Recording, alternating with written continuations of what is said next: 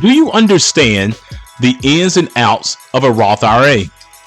Well, if not, this financial freedom video will break down 4 primary areas of a Roth IRA that will give you great insight on this particular tool, so stay locked in. Hi, my name is Carson Graves, Certified Financial Planner and President and CEO of the Retirement Education Center. And my name is Andrea Graves, Director of Operations at the Retirement Education Center. For additional concepts on how to maximize your retirement, please subscribe to our YouTube channel and hit the notification bell to be notified when we upload new videos. Well, Carson, Roth IRAs have become a conversation topic for pre- and post-retirees. So why is this becoming a trending thing now? Well, I will say from my perspective, Andrea, I believe that it's for 2 reasons. One is that a lot of people are now starting to become more in tune about the benefits that a Roth IRA can provide when it comes to tax-free income.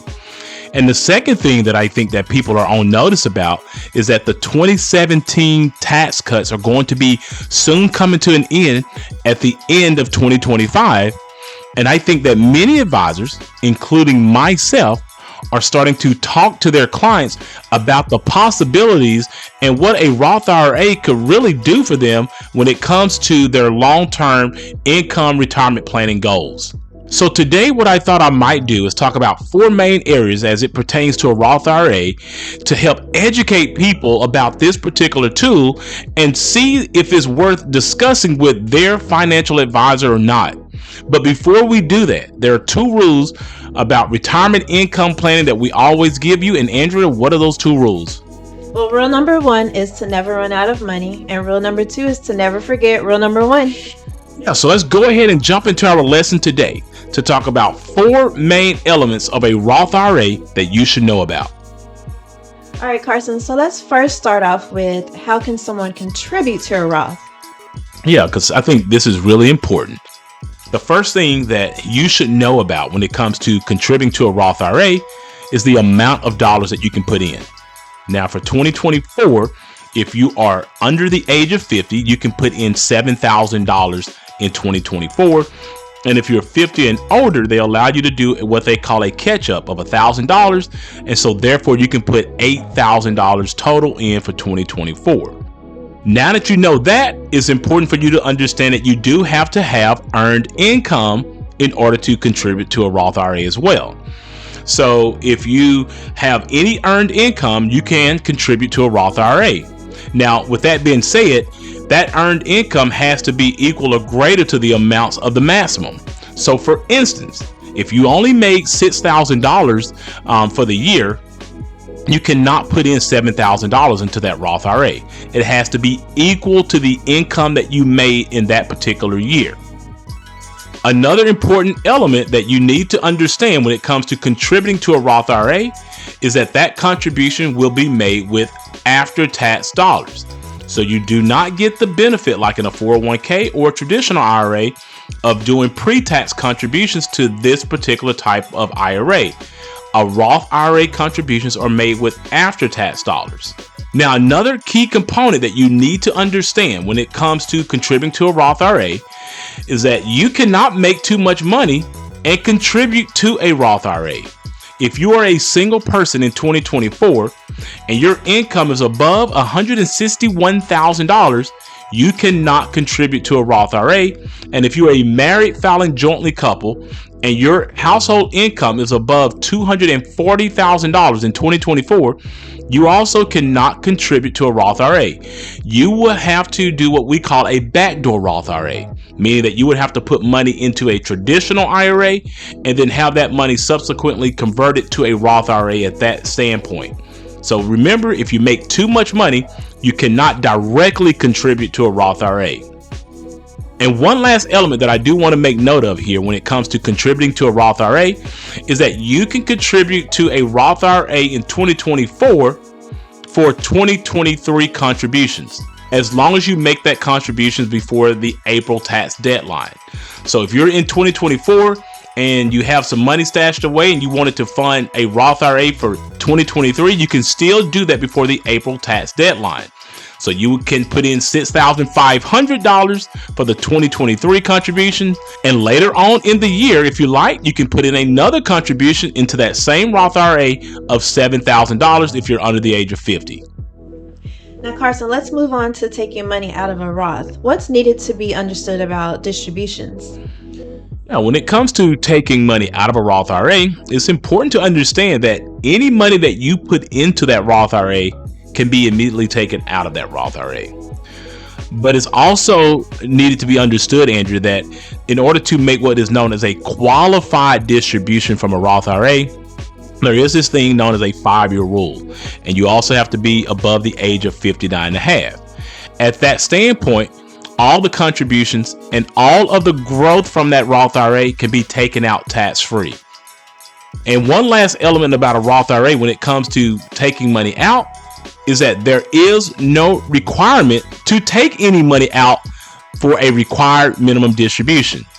Now, if you understand the rules of a traditional IRA or a 401k, if you're no longer working for that company, at the age of 73 or 75, depending on when you were born, you are required to take money out of those accounts. When it comes to a Roth IRA, there are no required distributions that are notated by the IRS that you have to extract from those accounts, which is why a lot of people enjoy the benefit and the freedom of putting money into a Roth IRA. Now, Carson, with any accounts, you always know that there are pros and cons. Now, does this apply to Roth IRAs as well? Absolutely. Unfortunately, it does apply to Roth IRAs as well. Now, we've already talked about some of these things, but let's go ahead and talk about the pros of a Roth IRA. Now, one of the things that I mentioned before is that when you put money into a Roth IRA, you can immediately take that money out of that Roth IRA. So in a way, a Roth IRA can provide some liquidity for your savings. So for instance, if you put that money into a Roth IRA, let's just say $3,000, and all of a sudden the next week your car breaks down and you need to have repairs, you can go right into that Roth IRA and extract that $3,000 to take care of that repair and not have to worry about any 10% distribution penalty like you would if that was a traditional IRA. Now, with that being said, if you do not have to take the money out of a Roth IRA and you have allowed that money to grow into that account and you're past 59 and a half and you've held that account for more than 5 years and you're taking out qualified distributions, all the money from that account could be taken out tax-free. And obviously that can be a huge benefit depending on what's going on in your retirement income lifestyle. The money coming out of that Roth will not increase the taxation on your Social Security benefits. The money coming out of that Roth IRA also would not subject you to IRMA charges where your Part B or Part D premiums could be increased because you have an influx of new income coming into your accounts. And one last thing that I want to make note of here is that your Roth IRA is going to be very estate friendly. Because due to the passing of a new law known as the Secure Act, when your beneficiaries get any IRA accounts, they are mandated to take those funds out over a 10-year period of time. So just imagine if that money was all qualified dollars and that money is going to your estate. Any non-eligible beneficiaries that you're leaving that account to, maybe like a child or a grandchild, will have to take that money out within 10 years. Now, with a Roth IRA, they will still have that same rule applied to them, but that money will be able to come out to them tax-free. So a Roth IRA could be a very tax-advantaged benefit to your estate for the beneficiaries who you may leave those funds to. Now, the last part that I want to cover when it comes to a Roth IRA are the cons. We've talked about the pros, but let's talk about the cons of a Roth IRA here. Now, one of the things that I've already mentioned is that when you put money into a Roth IRA, you're putting that money in on an after-tax basis, so you do not get the tax benefit of being able to write that money off on your income. So that's one of the things that you just have to come to grips with when you're talking about funding a Roth IRA. Tax diversification is a positive thing, so maybe you have some money that you put in a traditional IRA where you can get that benefit, and you have some money that goes into a Roth IRA as well. Another disappointment that I think that Congress should look at when it comes to funding any IRAs are the low contribution limits. With a Roth IRA, if you're under the age of 50, you can only put in $7,000 a year into that account. 50 and older, $8,000 a year. Now, if you are fortunate enough to have a Roth 401k, you can put up to $23,000 into that particular account, and there are no income limits to contribute to that Roth 401k. But when it comes to an individual Roth IRA, the contribution limits are very low, and so that can ultimately put a constraint on your retirement savings goals, and therefore have you to have to go out and look at other vehicles in order to put money away into.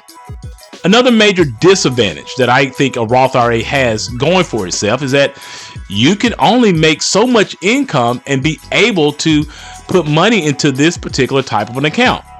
Now, we know that you can do a backdoor Roth and have money go into a traditional IRA, and you can make $1 million a year and put money into a traditional IRA. But unfortunately, I don't think that there should be this mechanism to where we're basically just playing semantics with the account. People are putting money into a traditional IRA and then subsequently putting that money into a Roth IRA.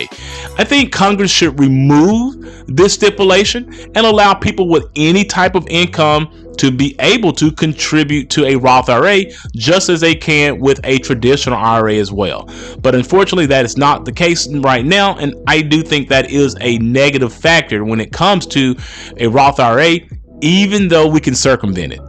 And the last restraint or negative attribute of a Roth IRA is the fact that you do have to have a certain time limit that money is in that Roth IRA before you're able to pull money out with a qualified distribution.